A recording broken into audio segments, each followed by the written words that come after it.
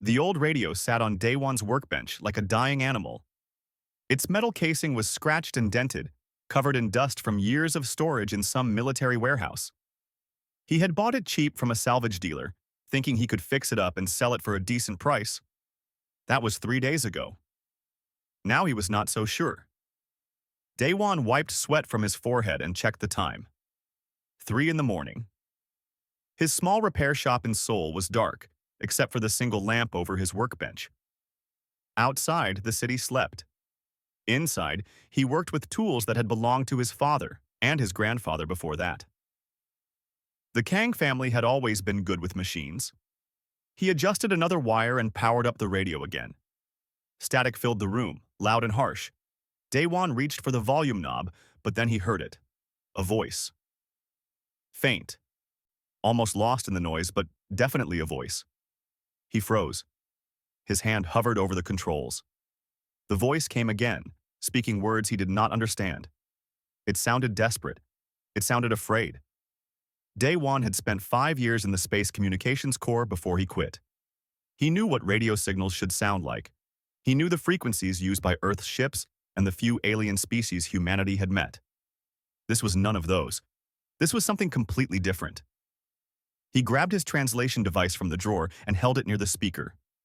The small AI unit hummed to life, processing the sounds. Words appeared on its screen in broken fragments. Please. Anyone? Dying? My people? Daewon's heart began to beat faster. He adjusted the radio's frequency, trying to clear the signal.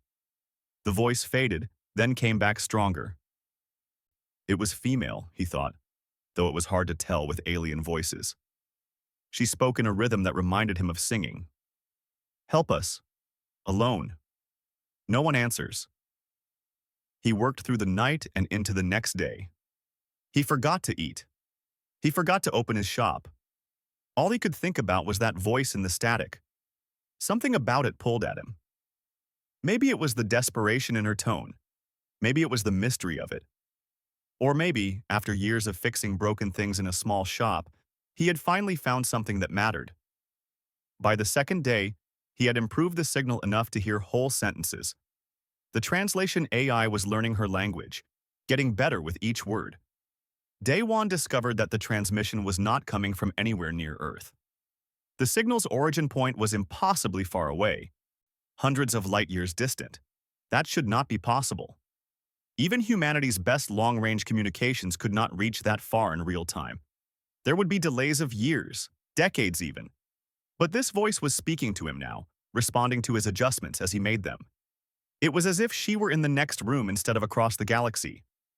On the third day, Daewon finally managed to send a signal back. He did not know if it would work. He simply spoke into his transmitter, hoping she would hear. Hello, my name is Daewon. I am receiving your message. Can you hear me? The static cleared for a moment. Then her voice came through, clear and strong and filled with surprise. You answered? Someone finally answered. Daewon felt a chill run down his spine. Who are you? Where are you calling from? My name is Risa. I am Queen of the Velthari. I am calling from the throne world in the Kasari cluster. Please, we need help. We are dying. Queen. Daewon sat back in his chair, trying to process this. He was talking to an alien queen. Through a broken radio he had bought for 300 credits. What is happening to your people? He asked. Risa's voice grew quiet. They came from the void between stars. We call them the consumed. They turn everything they touch into more of themselves. Planets, ships, people, all consumed. All made into part of their network. They have already destroyed 47 civilizations in our cluster. We are the last ones fighting. Daewon closed his eyes. He had seen war during his time in the Corps. He had seen death, but nothing like what she was describing.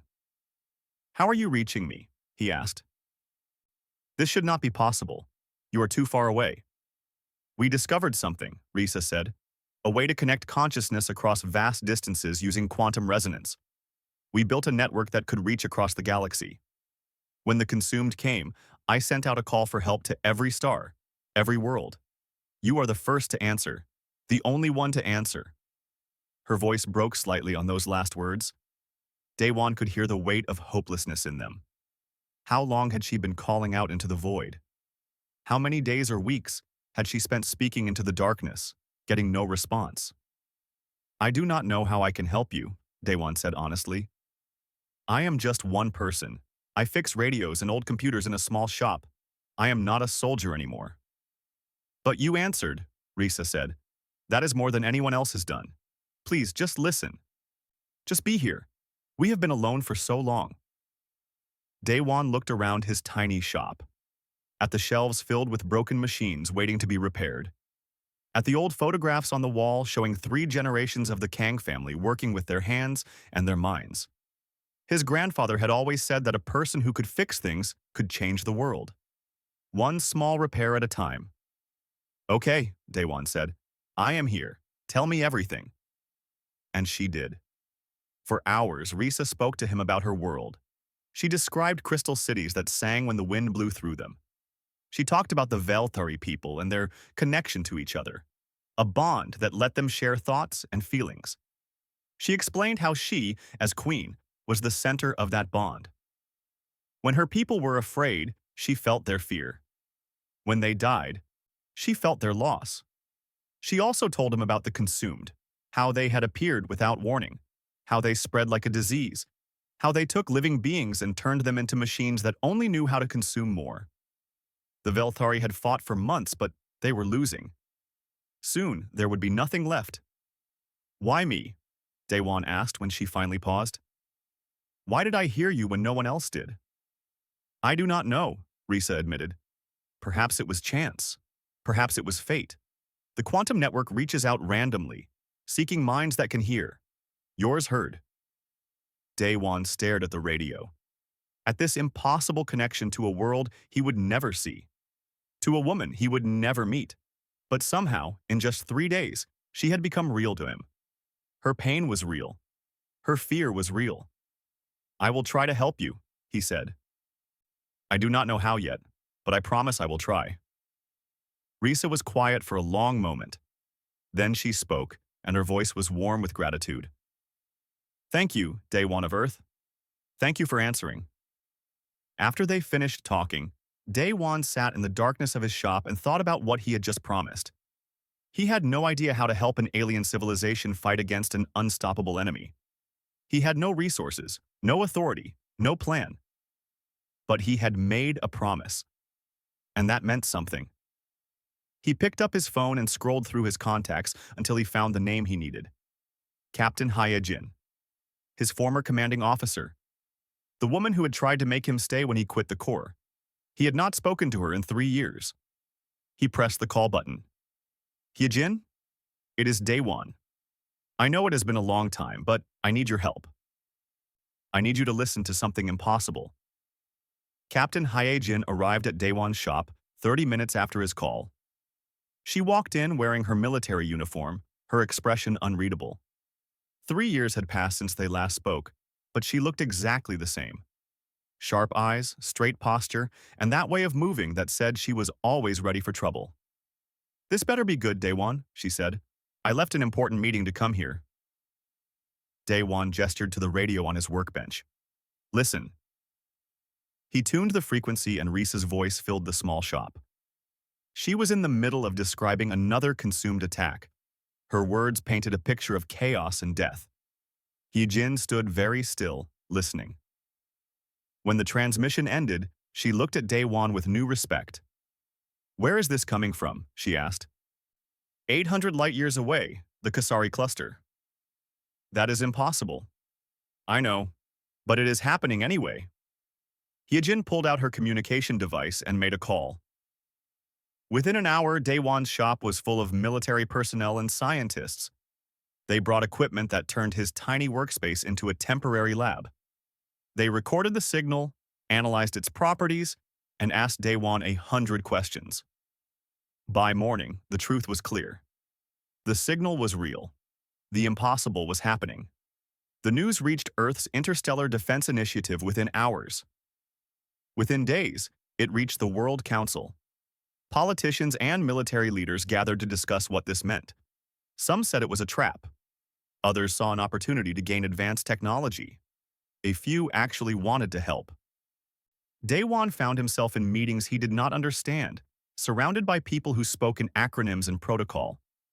But Hyejin stayed by his side, translating the bureaucratic language into words he could follow. She had always been good at that. They are going to form a response team, she told him one evening. Scientists, engineers, communication specialists, they want to learn everything they can about Reese's people and their technology. And the consumed? Daewon asked. Hyejin's face darkened. That is what scares them. An enemy that can convert entire civilizations. If something like that exists, Earth needs to know about it. The response team was assembled in less than a week. Leading it was Taimin, a quantum physicist who Daewon remembered from his academy days. They had never liked each other. Taimin was brilliant but arrogant, the kind of person who believed he was always the smartest in the room. Usually, he was right. This is fascinating, Taimin said, studying the signal data. The quantum entanglement patterns are unlike anything I have seen. She is not sending radio waves at all. She is sending her consciousness itself across space-time. Can you make it stronger? Daewon asked. More stable? Taimin looked at him with barely concealed contempt. Obviously, that is what I am here for.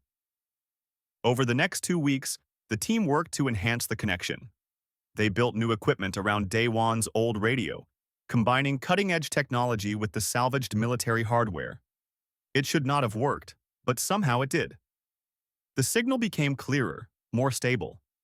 Daewon spent hours each day talking to Risa. She told him more about her world and her people. The Velthari were a species that valued harmony and beauty. Their buildings were works of art. Their music could make people cry with joy. They had never been warriors. They had never needed to be, until the consumed came. They do not want resources, Risa explained during one conversation. They do not want territory. They only want to consume, to add us to their network, to make us part of their collective. There is no negotiation, no mercy, only consumption. How many of you are left? Daewon asked. 3 billion on the throne world. Maybe another billion scattered across colony ships and hidden bases. We had 20 billion before the war began. The number hit Daewon like a physical blow. 17 billion people, gone, consumed, turned into something else.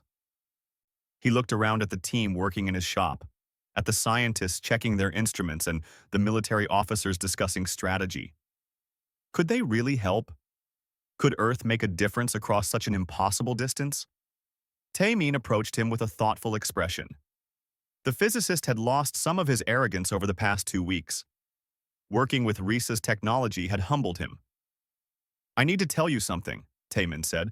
The quantum network she is using requires enormous amounts of energy. I have been running calculations based on the signal strength. Her world is dying, Daewon. The star reactors that power her cities are failing. She has maybe 3 months before everything goes dark, including this connection. 3 months. Daewon felt sick. Does she know? She must. But she has not said anything. That night, Daewon asked Risa about it. She was quiet for a long moment before answering. Yes, she said softly. I know. But every day I can speak to you is a day my people have hope. They hear your voice through me. They know someone out there cares. That is worth the energy cost. There has to be something we can do, Daewon said. Tell me about Earth, Risa said, changing the subject. Tell me about your world. So he did. He told her about oceans and mountains, about cities full of millions of people, all different, all arguing and fighting, and somehow working together. He told her about music and art and food. He told her about his family's repair shop, passed down through generations. Your people sound chaotic, Risa said, but he could hear the smile in her voice. We are. But we get things done. I wish I could see Earth, she said. I wish I could meet you in person instead of through this connection. Daewon wished that too. Over the weeks, something had grown between them. Something he did not have words for. She was an alien, a queen, someone from a species he had never heard of. But when they talked, none of that mattered. They were just two people, sharing their fears and hopes across impossible distance. The World Council met again, this time to discuss action. Admiral Kyung-soo, a grizzled veteran with more scars than medals, presented a radical idea. "We cannot send a fleet," he said. "The journey would take decades, but we can send knowledge. The Velthari are losing because they do not know how to fight. We do. Humanity has been fighting wars for thousands of years. Let us teach them." The proposal caused an uproar. Some counselors argued it was too dangerous to share military secrets with aliens. Others said it would not be enough. But eventually, the vote passed. Earth would send its knowledge to help the Velthari fight. The data transfer began immediately. Centuries of human military doctrine, strategy, and tactics were compressed into quantum packets and sent through the connection. Guerrilla warfare, siege defense, information warfare. Everything humanity had learned about fighting against superior forces. The Velthari absorbed it all. Their collective consciousness allowed them to integrate the knowledge faster than any human could. Within days, they had adapted human tactics to their own situation. The first victory came a week later. Risa's voice was excited when she told Daewon about it.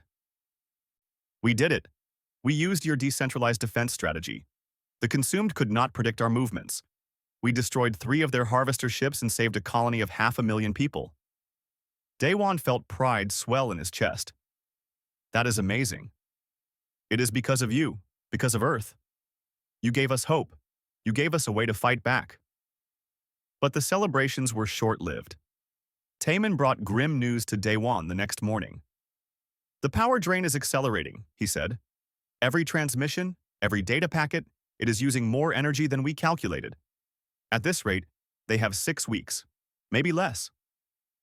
Daewon stared at the quantum equations Taemin showed him. He did not understand all of it, but he understood the conclusion. The connection that had brought them together was killing Risa's world.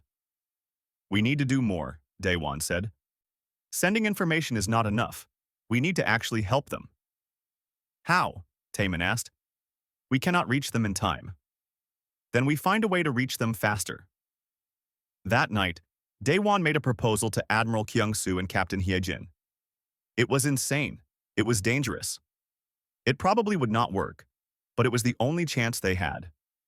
"We have experimental quantum slingshot drives," Daewon said. "The ones the Navy has been testing. They fold space-time. If we modified one, pushed it beyond safety limits, we might be able to reach the Kasari cluster in weeks instead of years." Kyung-soo stroked his scarred chin. "It has never been tested at that range. The ship could be torn apart. The crew could be scattered across dimensions." "But it might work," Hyejin said quietly. The Admiral looked at them both. "You want to go, do not you?" "Both of you?" "Yes," they said together. Kyung-soo sighed. "Then we better start building a ship." The ship was called Defiant Hope. It was built in 30 days, which was impossible by any normal standard. But these were not normal times. Engineers worked around the clock, welding and wiring and programming. The quantum slingshot drive was pulled from a research facility and modified with technology they barely understood. Everything about the ship was experimental, untested, dangerous. Daewon stood in the shipyard, watching the construction. Beside him stood the rest of the crew. Hyejin, his former captain, now volunteering to return to space. Taemin, the quantum physicist who had become something close to a friend. And 3 others who had stepped forward when the mission was announced. Jiwon was a combat medic with 10 years of experience. She had treated injuries on a dozen worlds and had seen things that would give most people nightmares. She was quiet, efficient, and completely unafraid. When asked why she volunteered, she simply said, "Someone will get hurt. I should be there." Minho was a pilot with the highest test scores in the fleet. He was also reckless, loud, and had been reprimanded more times than anyone could count. But when it came to flying, there was no one better. He grinned when he saw the Defiant Hope for the first time. "She is beautiful," he said. "Let us see how fast she can go." Yoonji was the engineer who had designed most of the ship's systems. She was young, barely 25, but her understanding of quantum mechanics was beyond anything the senior scientist had seen. She spoke softly and rarely, but when she did, people listened. She had added modifications to the drive that she said would probably keep them from being torn apart during the jump.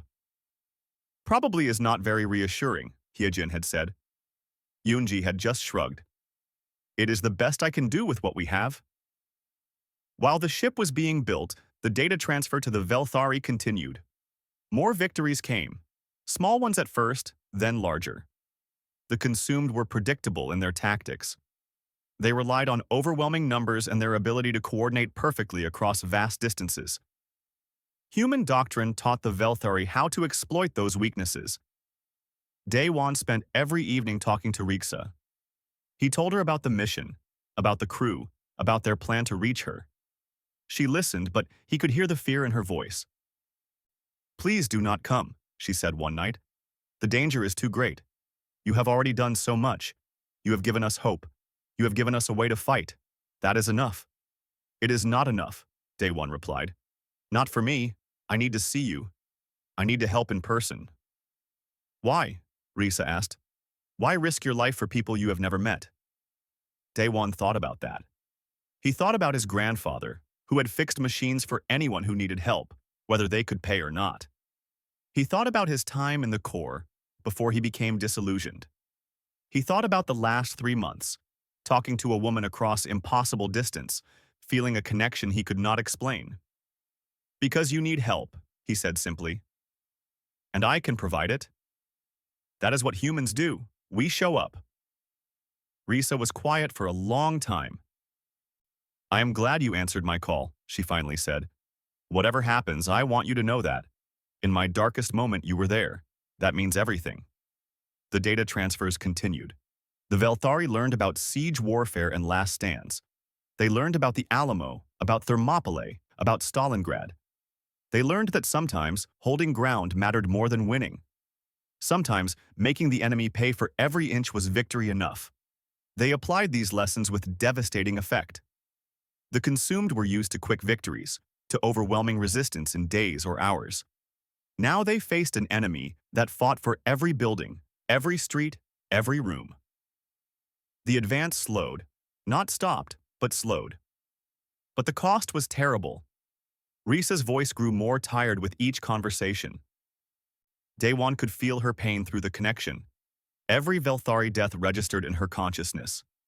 She felt them die, one by one, day after day. And still, she stood strong, guiding her people, refusing to break. "How do you do it?" Daewon asked. "How do you carry that weight?" "Because I must," Risa said. "I am their queen, their anchor. If I break, they all break, so I do not break." Taemin brought more bad news. The power drain was worse than predicted. The quantum network was collapsing faster than his models suggested. They had maybe 4 weeks left. Maybe less. "We need to launch now," he told Admiral Kyung-soo. "Before the connection dies completely." The Admiral agreed. The Defiant Hope was not fully ready. There were systems that needed more testing, backups that were not installed, safety features that were still being debugged. But they were out of time. The crew gathered one last time before launch. They stood in a briefing room, looking at holographic displays of the Kasari cluster. The images showed a war zone, planets scarred by battle, space filled with debris, the consumed fleet surrounding the throne world like a noose tightening. "This is what we are flying into," Kyung-soo said. "I will not lie to you. The odds of success are small. The odds of survival are smaller. If any of you want to withdraw, now is the time. No one will think less of you." No one moved. Kyung-soo nodded slowly. "Then may your ancestors watch over you. May you bring honor to Earth, and may you show the galaxy what humanity is made of." The night before launch, Daewon spoke to Risa one last time from Earth. He sat in his old repair shop surrounded by the tools and machines that had been his life. Tomorrow, he would leave all of it behind. Maybe forever. "We launch at dawn," he told her. "I know," Risa said. Her voice was warm, sad, and something else he could not quite identify. "I wish we had met under different circumstances." I wish I could show you my world when it was beautiful. You will, Day One said. We will save it. Together. You sound so certain. I am. Do you know why? Why? Because I promised, and humans do not break their promises. Risa laughed softly. You are either very brave or very foolish. Probably both, Day One admitted. But that is humanity for you. They talked for hours. Not about the war or the mission, just about themselves. Risa told him about her childhood, about learning to connect with her people's consciousness, about the weight of the crown and the joy of serving her people, about her fears and hopes and dreams.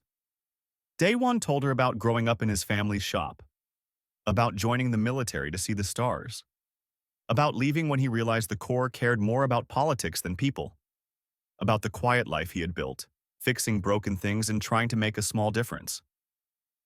It was not a small difference, Risa said. You answered when no one else would. You gave us hope when we had none. You are flying across the galaxy to help us. That is not small, Day One. That is everything. As dawn approached, they fell silent. Just existing in each other's presence, connected across space and time by quantum entanglement and something deeper. Something neither of them had words for. I will see you soon, Day One finally said.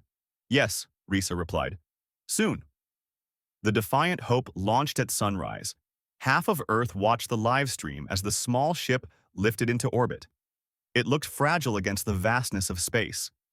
A tiny spark of defiance against the dark. The crew strapped into their stations. Minho was at the helm, his hands dancing over the controls.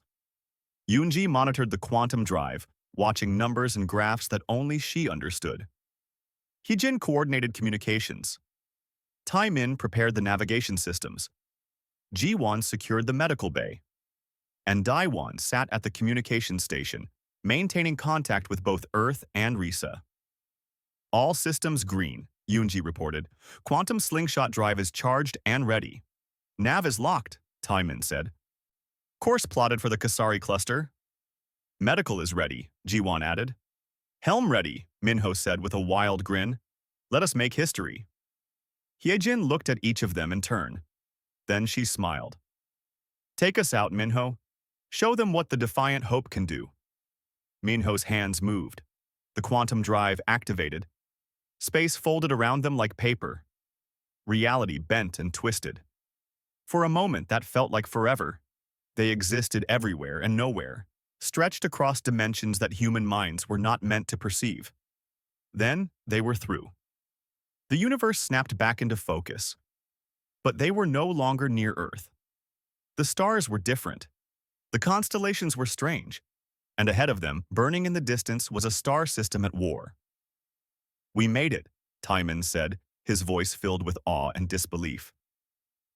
We actually made it. Time to arrival, Heejin asked. 3 hours at maximum burn, Minho replied. Daewon opened a channel to the throne world. Risa, can you hear me? We are here. We made it. Static filled the comm. Then her voice came through, breaking with emotion. Daewon, you are really here? In our system? Yes. We are coming to you. Hold on just a little longer. Risa laughed, and it sounded like music. I will. We will. The Defiant Hope burned toward the throne world, a small ship carrying 6 humans into the heart of an alien war. Behind them, 800 light-years away, Earth watched and waited. Ahead of them, the consumed fleet began to turn their attention to this new arrival. The real battle was about to begin. The first thing Daewon saw through the view screen was death. Everywhere he looked, death. Planets that had been turned into massive biomechanical structures, their surfaces covered in writhing metal and organic tissue. Ships floating dead in space, their hulls torn open and repurposed. And the consumed fleet itself, thousands of vessels moving with perfect coordination, like cells in a single organism. By all the ancestors, Hyejin whispered. Minho's hands tightened on the controls. This is worse than the report said. Incoming transmission, Daewon said. It is Velthari. The screen flickered. A face appeared, alien but beautiful. Large eyes that shifted colors like oil on water. skin that seemed to glow with a faint inner light, features that were almost human but not quite. This was not Risa, but another Velthari, an officer perhaps. Human vessel Defiant Hope. This is Defense Commander Velma. Follow our ships. We will escort you to the throne world. And thank you. Thank you for coming. We are honored to be here, Heejin replied formally. The Velthari ships formed up around them.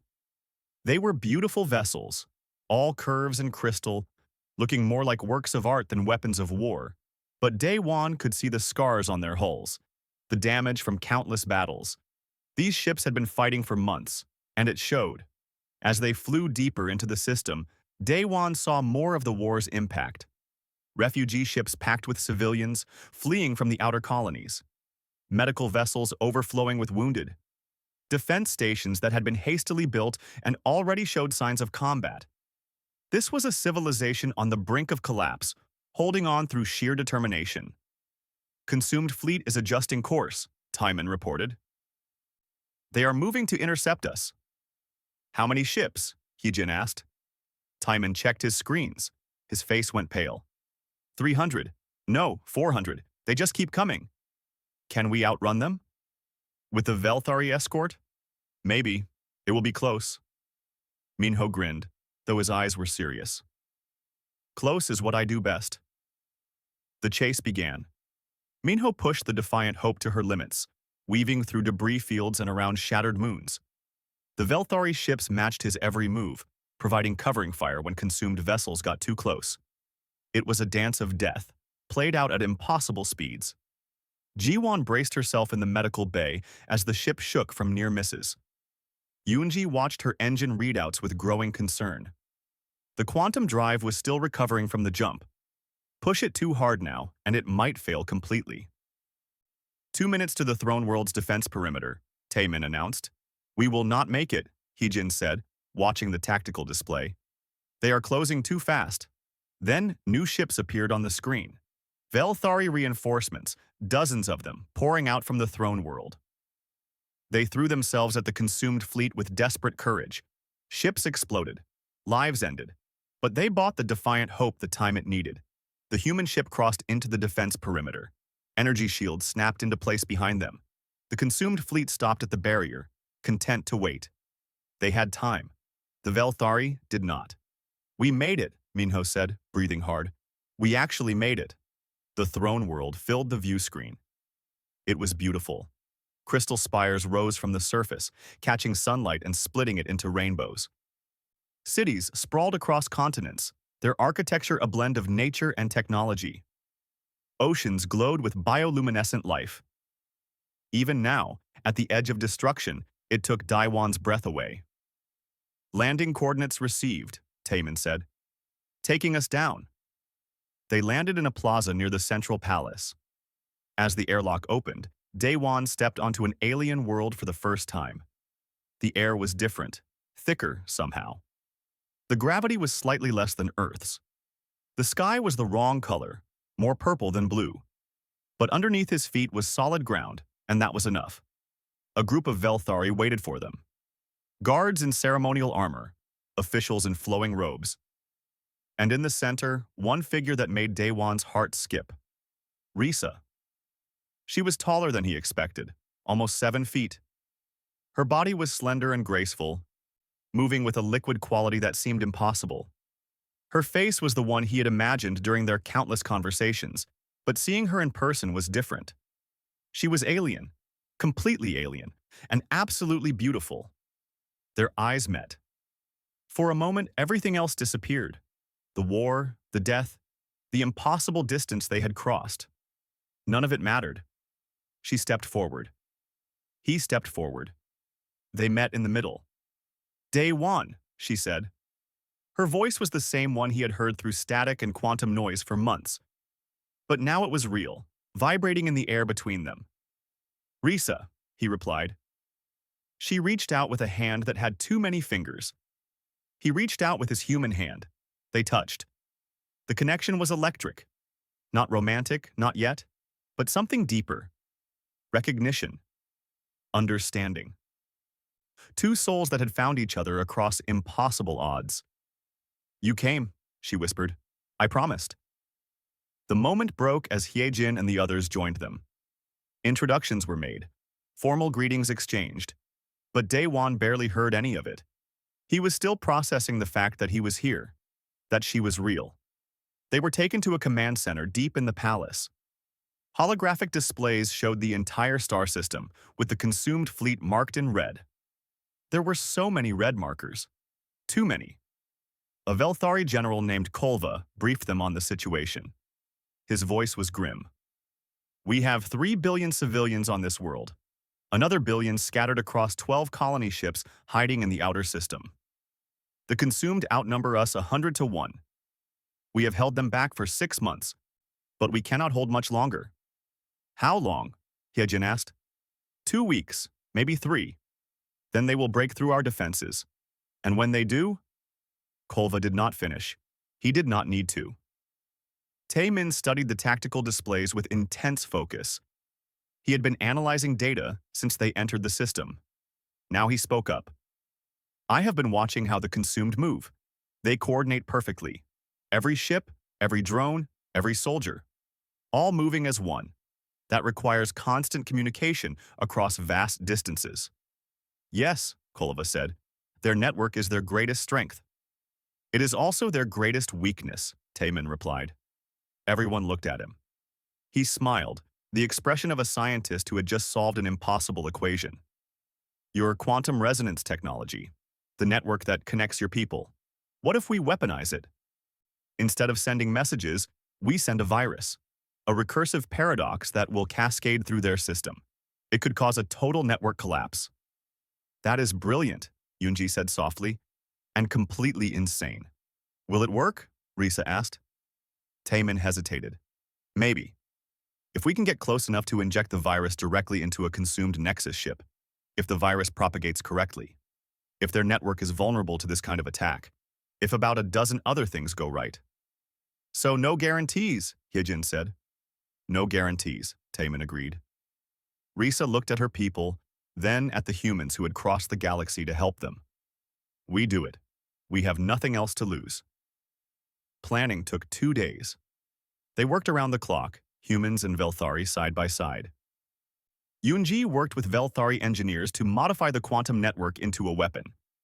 Taemin calculated virus parameters with Velthari scientists. Hyejin coordinated with Kolva on military tactics.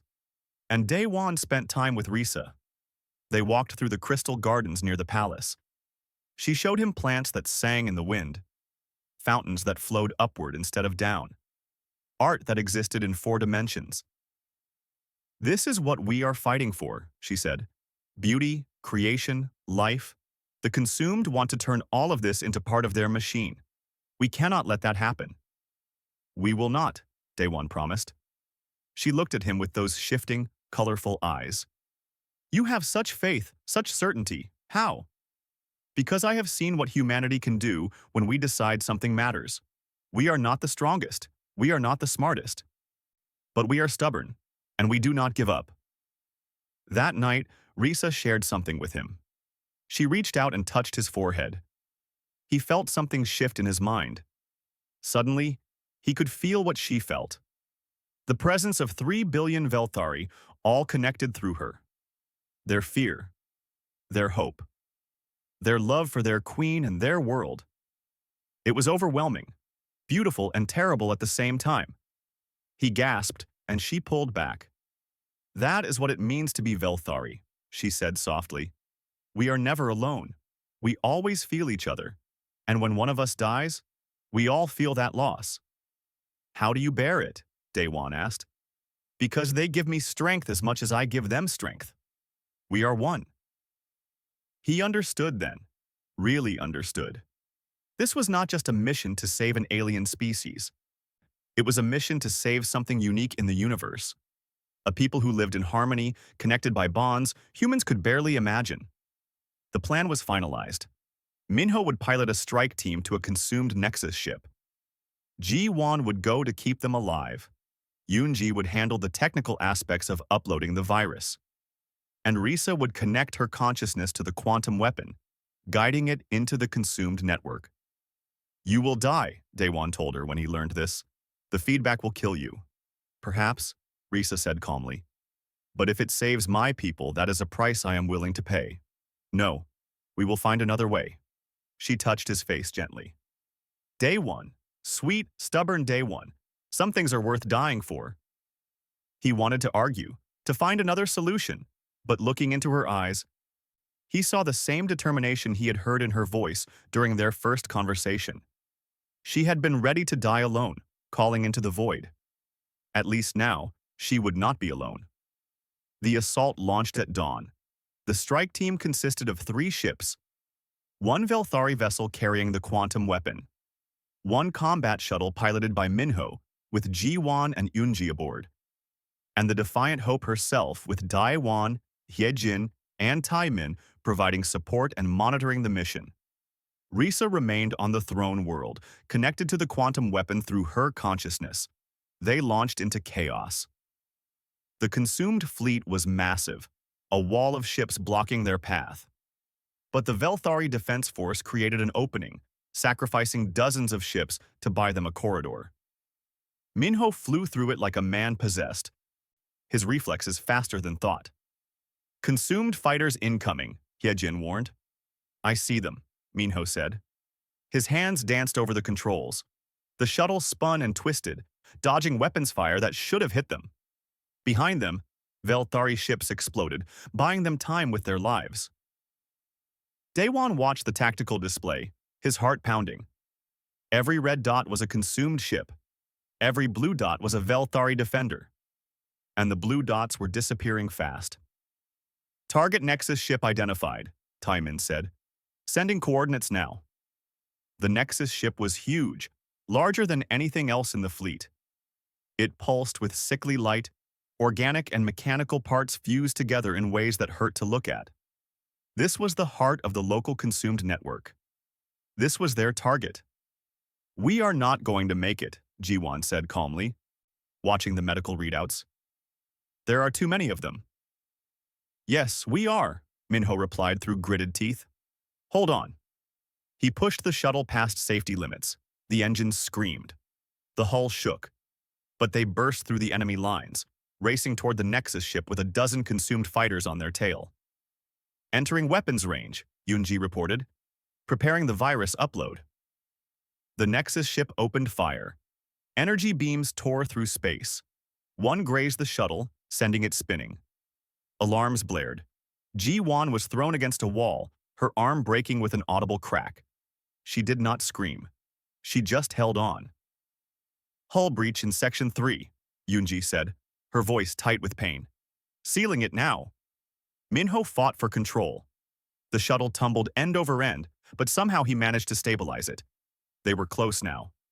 So close to the Nexus ship that they could see individual details.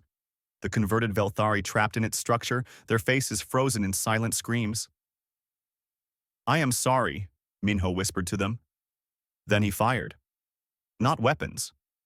The upload package. A quantum spike carrying Yoonji's virus. It pierced the Nexus ship's hull and burrowed deep into its systems. On the throne world, Risa gasped. She could feel the virus activating. Feel the quantum network opening. This was her moment. She pushed her consciousness into the weapon, guiding it deeper into the consumed network. Pain exploded through her mind. The consumed network was massive, billions of connected minds all screaming with one voice. It tried to consume her, to add her to its collective, but she fought back, holding the virus steady, forcing it deeper. Risa, Daewon shouted, watching her vital signs spike on his console. Pull back! It is killing you! But she could not pull back. Not yet. The virus needed to reach the core. It needed to spread to every node, every connection. Just a little further, just a little more. In the shuttle, Yoonji watched her screens with wide eyes. It is working. The cascade is beginning. But the feedback? It is too strong. The Queen cannot survive this. Taemin saw it too. The quantum energy flowing back through the connection was lethal. It would burn through Risa's consciousness like fire through paper. He looked at his calculations, at the energy flows, at the quantum equations dancing across his screens. and he saw a solution. A terrible, desperate solution. "Hyejin," he said quietly, "I can save her." "How?" "The Defiant Hope's quantum drive. We can use it as a buffer. Redirect the feedback through our ship instead of through Risa. It will absorb the energy." "And what happens to us?" Hyejin asked, though she already knew the answer. "We get trapped in quantum flux, exist partially outside normal spacetime. We will be alive, but we cannot leave. Not without technology that does not exist yet." Daewon heard this. He understood what it meant. If they did this, they would be stranded 800 light-years from Earth. Forever. He looked at the screen showing Risa. Her face was twisted in pain. She was dying. Right now, she was dying. "Do it," he said. "Daewon, you do not have to," Hyejin said. "You can take a shuttle, get clear before we activate." He shook his head. "No, we came here to help. This is how we help." Hyejin looked at him for a long moment. Then she smiled. "You always were stubborn." She turned to Taemin. "Do it." Taemin's hands flew over the controls. The quantum drive activated, but instead of folding space for travel, it opened a gateway. A channel for the deadly feedback energy to flow through. The Defiant Hope began to glow. Reality bent around it. The ship existed in two places at once, anchored to normal space but extending into higher dimensions. The feedback energy poured into it like water into a drain. On the throne world, Risa felt the pressure ease. The pain lessened. She pushed the virus the final distance into the very core of the consumed network. And it exploded, not physically, but across every quantum connection, every node, every link in the vast network. The recursive paradox propagated faster than thought. Consumed ships stopped moving. Drones fell from the sky. The Nexus ship convulsed and tore itself apart. In the shuttle, Minho pulled away from the exploding ship. "What is happening?" "It is working," Yoonji said, her voice filled with awe. "The entire network is collapsing. All of it. Not just here. Everywhere the consumed exist in this cluster." Across dozens of star systems, the consumed fleet simply stopped. Ships went dark. Soldiers froze in place. And then, slowly, some of them began to wake up. Beings that had been consumed, converted, trapped in the network. They were still damaged, still traumatized. But they were free. On the throne world, Risa opened her eyes. She was alive. Weak, barely conscious, but alive. Around her, her people celebrated. They had won. Against impossible odds, they had won. But in orbit, the Defiant Hope flickered in and out of existence. Daewon, Hyejin, and Taemin felt reality become strange around them. They could see the throne world, but it seemed distant. Unreal. They could see each other, but their own hands looked transparent. "We are trapped," Taemin confirmed. "The quantum flux is stable, but we cannot break free. Not without destroying the ship and ourselves." Hyejin activated communications. The message was choppy, distorted by the quantum interference. But it got through. "Defiant Hope to Throne World. Mission successful. The consumed network is down.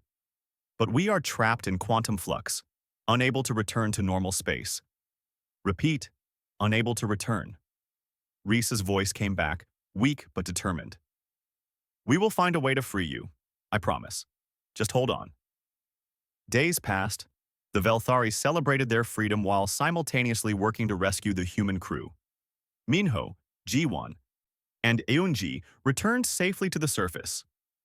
Jiwon's arm was healed with Velthari medical technology. Minho was hailed as a hero. Yoonji began working with Velthari engineers on a solution to the quantum flux problem. But the solution would take time. Years, perhaps. The technology needed did not exist yet. It would have to be invented. In the flux, Daewon, Hyejin, and Taemin adapted to their strange existence. They could not leave the ship, but they were alive. They had food, water, air. The ship's systems worked, powered by the same quantum energy that trapped them. They could communicate with the outside world, though the connection was difficult. Risa visited the ship often as she could. She stood beneath it, looking up at the flickering vessel, and spoke to Daewon through the quantum link. "I am sorry," she said. "This is my fault." "No," Daewon replied. "This was our choice. We knew what we were doing. But you are trapped. You cannot go home." Daewon was quiet for a moment. He looked out at the throne world, at the crystal spires and the glowing oceans, at the 3 billion Velthari who were alive because he and his crew had come. "Actually," he said slowly, "I do not think I am trapped at all." "What do you mean?" "Risa, I have been thinking about what home means. It is not a place. It is where you choose to be, where you matter, where you are needed." He could feel her surprise through the connection. "Are you saying, when we finally figure out how to get me out of this flux, I do not want to go back to Earth. I want to stay here, with you, if you will have me?" Risa's response was immediate. "Yes, yes. Of course, yes." The Velthari scientists worked for 5 years. They built new quantum technologies, combining Velthari knowledge with human engineering principles. Slowly, piece by piece, they learned how to manipulate quantum flux, how to stabilize it, how to bridge between dimensions. During those 5 years, things changed. The consumed were gone from the cluster, their network shattered beyond repair. The Velthari rebuilt their civilization stronger than before, incorporating human concepts of diversity and individualism. Earth and the Velthari established formal diplomatic relations. Trade routes opened, cultural exchanges began, and Daewon and Risa grew closer. They talked every day, shared their thoughts, their fears, their dreams. The connection between them deepened into something profound. Love, yes, but more than that. Understanding, acceptance, a bond that transcended species. When the scientists finally succeeded in freeing the defiant hope from quantum flux, Daewon stepped onto the throne world surface for the second time. He was older now, 5 years older, but his eyes were bright with purpose. Risa waited for him. When he saw her, he ran. They met in the middle, just like the first time. But now, when they embraced, there was no hesitation, no uncertainty. They knew each other completely. "Welcome home," Risa whispered. "Thank you," Daewon replied, "for waiting. Always." They married 2 months later in a ceremony that blended Velthari and human traditions. It was the first union between their species. Not the last, but the first. A symbol of what their peoples had become to each other. Allies. Friends. Family. Hyejin and Taiman chose to return to Earth, bringing with them gifts of technology and knowledge. They were welcomed as heroes. Earth's government named them ambassadors to the Veltari, and they made many more trips across the stars. Yoonji stayed. She married a Veltari engineer named Kalma and opened a research institute where humans and Veltari worked side by side, pushing the boundaries of what was possible. Minho became a pilot trainer, teaching young Velthari how to fly with human instincts and recklessness. He loved every minute of it. Ji-won opened a medical facility that treated both species, pioneering xenobiology techniques that saved countless lives. And Daewon lived the rest of his days on the throne world. He and Risa could not have children, their biologies too different. But they adopted orphans from the war, both Velthari and the other species that had been freed from the consumed. They built a family from broken pieces, just like Daewon had once built radios from salvage. Years later, when Earth asked him to send a message to inspire future generations, Daewon spoke simply, "I was just a repair shop owner. I had no grand destiny, no special powers. I was just someone who heard a voice in the static and chose to answer. That is all any of us can do. Listen, answer, show up. The universe is vast and dark and often cruel, but somewhere out there, someone is calling for help. Be the one who answers. Be the voice in someone else's darkness. That is what it means to be human. That is what it means to be alive." The message spread across Earth and beyond. It became a rallying cry for a generation. Humanity spread to the stars not as conquerors or explorers, but as helpers, as friends, as people who showed up when others needed them. And it all started with one man, one broken radio, and one desperate call across impossible distance. The defiant hope had brought them together, but hope itself kept them connected. Forever.